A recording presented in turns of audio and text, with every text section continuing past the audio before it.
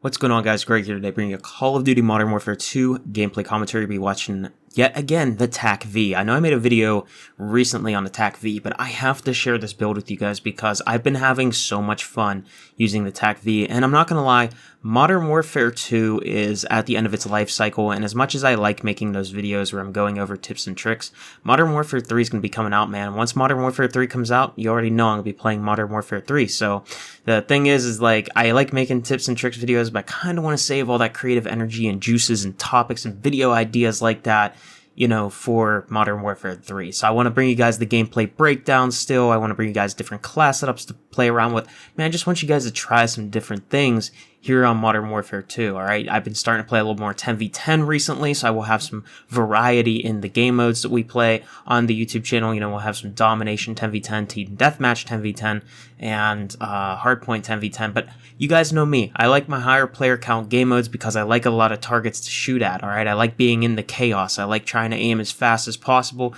get as many kills as possible.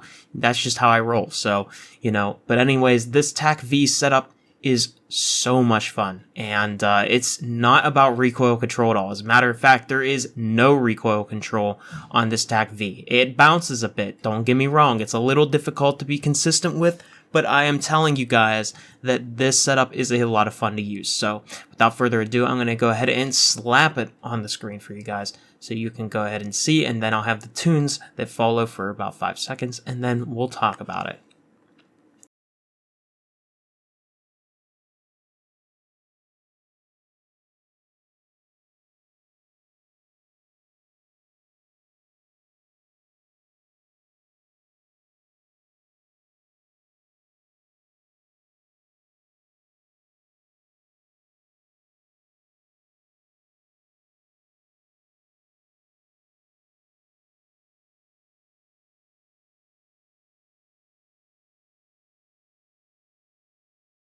Alright, so I thought to myself recently, I'm like, maybe I'm going a little too heavy on my recoil control. As much as I love being able to beam people like 100 meters away, I sat there and I thought about it. I'm like, you know, maybe I am spending too much time trying to kill people across the map in ground war, and maybe I need to focus more on the people who are spawning around the points, playing the inside of the map, and less worried about the people who are just lurking headquarters or really off weird spots and just trying to snipe, and, you know, let the kill streaks, let the other snipers, let other things kill them.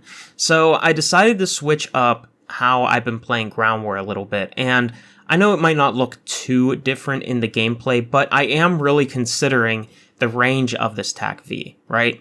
And now, I still stand by, I do not like extended mags, alright? I am not going to put on extended mags in this game. I will put on fast hands on a gun that has a 20-round mag over extended mags, right? Because, let's just say I theoretically did put extended mags on my gun. I'm probably gonna use hardline, resupply, something like that, right? Because I'm not too worried about reloading fast, because, well, I have more ammo at my disposal anyways. But fast hands is pretty nice because I can swap to my P890s faster, I can reload those faster, and I could get some really quick reloads off.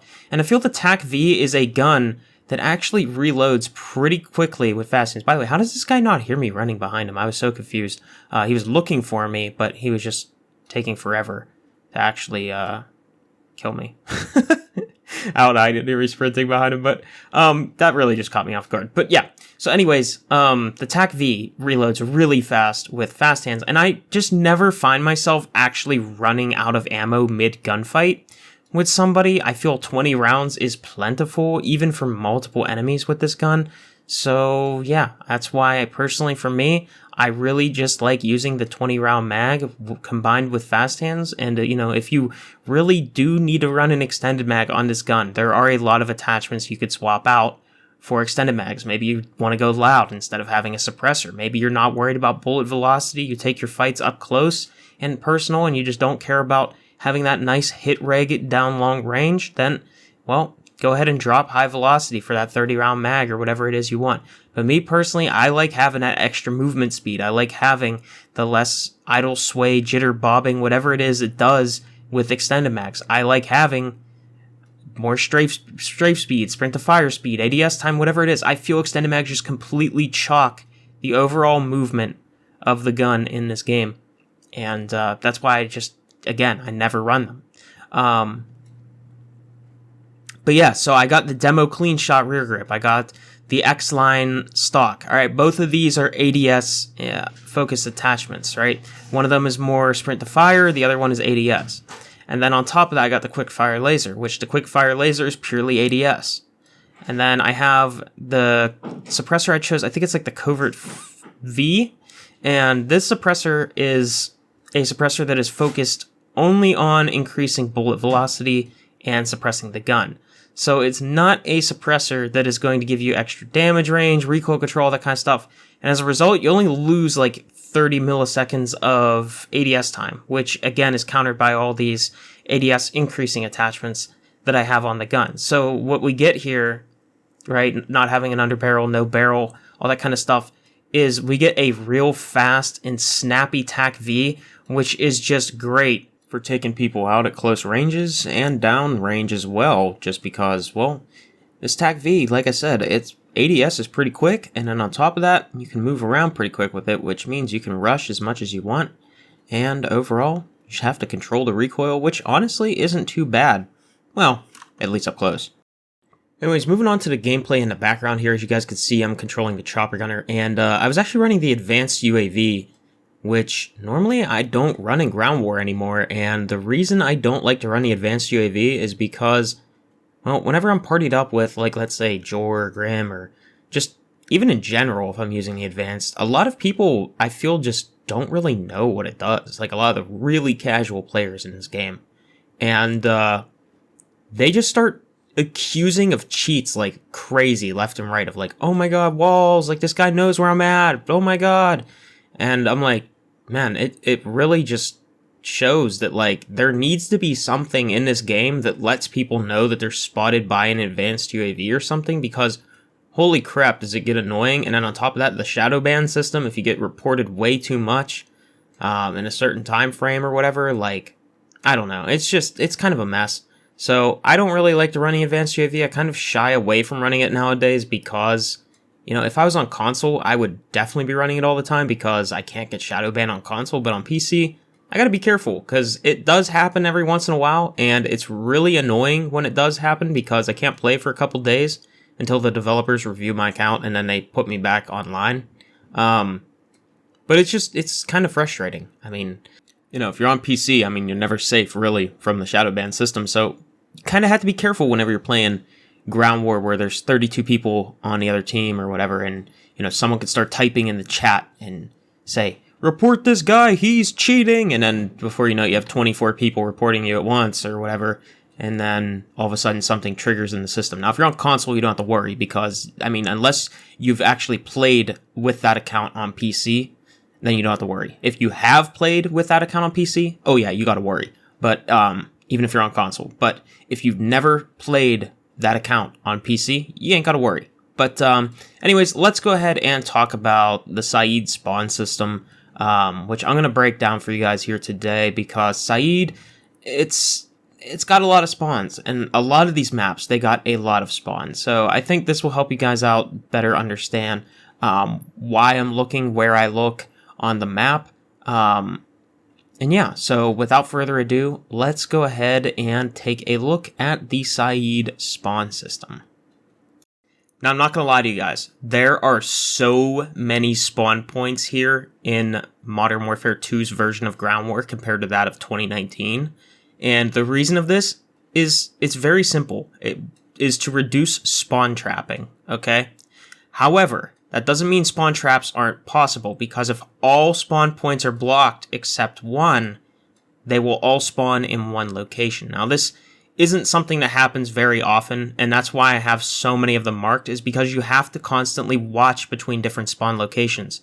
And I'm going to tell you guys right now, there are still more spawn locations than I have listed here. Okay, these are just the most common spawn locations depending on where your team, the enemy team, and what are located, what flags are held by what team. Okay, it's very complex, but I will say this. If the enemies have EHQ, they should spawn in the blue area depending on what flag they have, right? So the C flag, as you guys can see, all right, behind C, there are those 3 blue areas, or 4 blue areas, my bad. That is the C spawns. All right, behind D, there are 2 blue areas. That is the D spawns. Behind E, there is 1 blue area.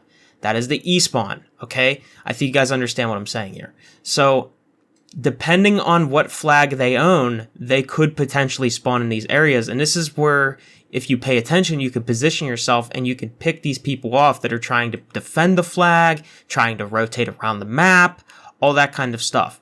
And I'm telling you guys right now that in this game, it is very rare that you're actually watching people spawn in, and you're rather just catching traffic based off spawns because there are so many spawn points, and the game is trying to take into consideration where everybody is located to give the enemy safe spawns so they can actually fight back. And that's why you want to know where these locations are on the map, so that way you can take people out and watch these areas and prevent those enemies from being able to capture flags, rotate around the map freely, all that kind of stuff.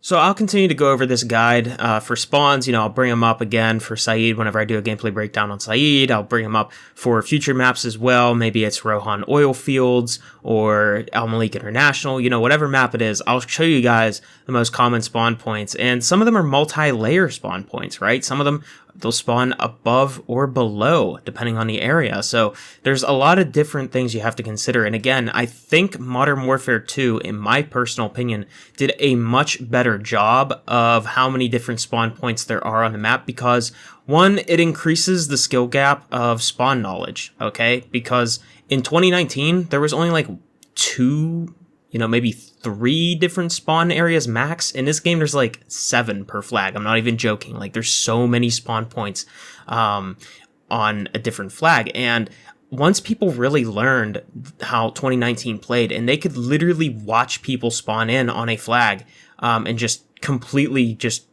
run a lobby, right? And it didn't matter what your skill level was. You could just do this in Ground War. You could literally just spawn trap people all game long. And I think this game did a better job, even though maybe the map design, I personally think 2019 still had better map design, but in Modern Warfare 2, we have a better spawn system.